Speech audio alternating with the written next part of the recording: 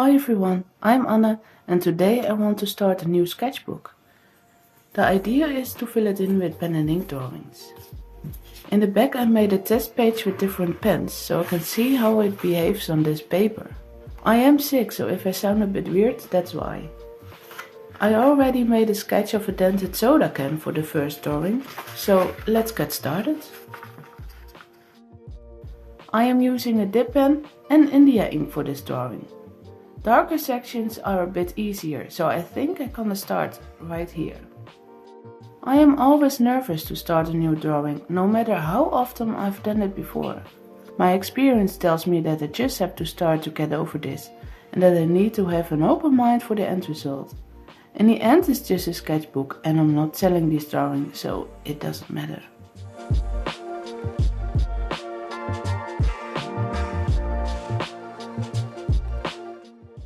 If you wonder why I'm drawing a crushed soda can, well, why not?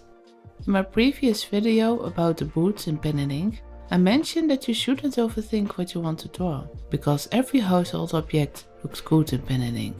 You probably wouldn't hang every random object on the wall as art though, but that's why I draw this in here. It's for fun. I'm not used to keeping a sketchbook, so I can't give you much advice on how to properly start a new one.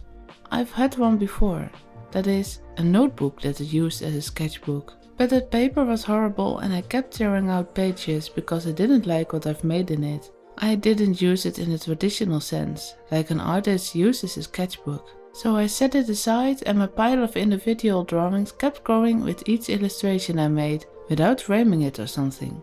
That's why I bought this book, to bundle some future drawings together that I'm not planning to frame or anything else.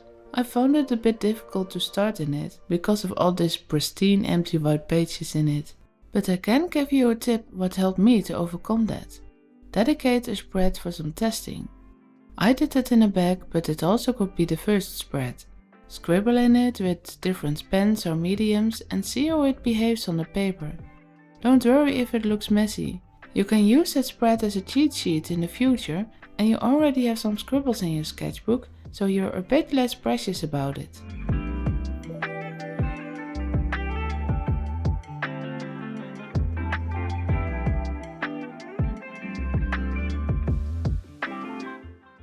I'm not gonna lie, I was struggling with this drawing. I had somewhat an idea in mind of how I wanted to do this, but from the moment that I started, my hands did the complete opposite of what I wanted it to do. Such things happen sometimes when drawing, but I've never experienced this to this extent before.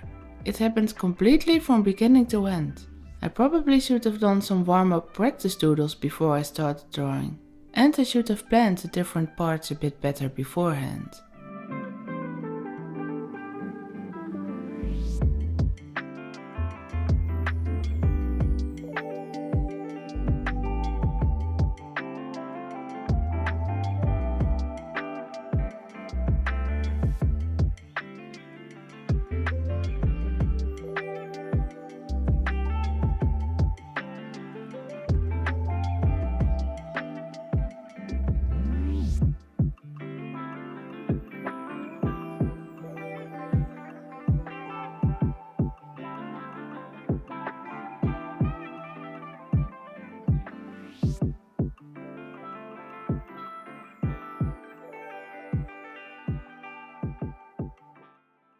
Throughout the drawing it looks like I'm going back and forth between some random areas, but I did it for a reason.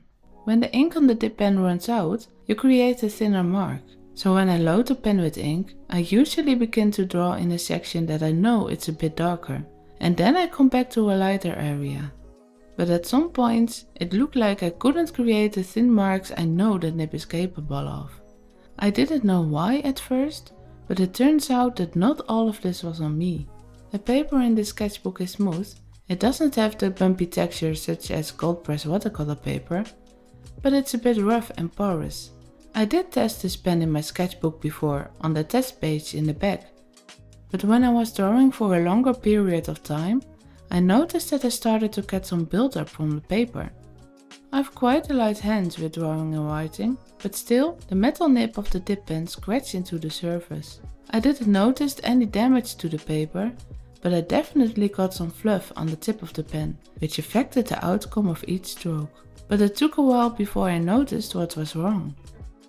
The label says that this paper is also suitable for ink and watercolor, but next time I'll stick with fineliner and dry media for sure.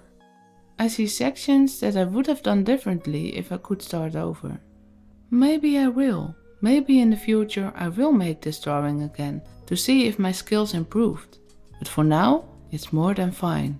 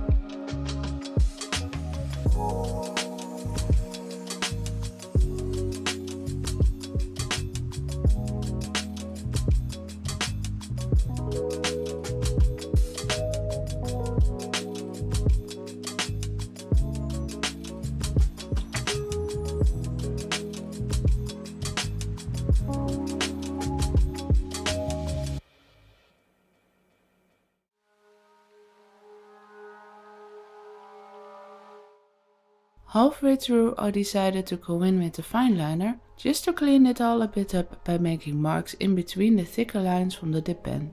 Luckily there was no difference in the black of the fineliner and the black of the India ink. I felt like I could control the fineliner better than the dip pen, but I had to be careful. If I switched completely over to a new pen, you would notice that in the end result. So I needed to switch back and forth between the two to get an even texture all throughout the drawing. Otherwise your eyes will be drawn to those inconsistencies, and that's not what you want, of course. But it definitely helped to introduce the fineliner.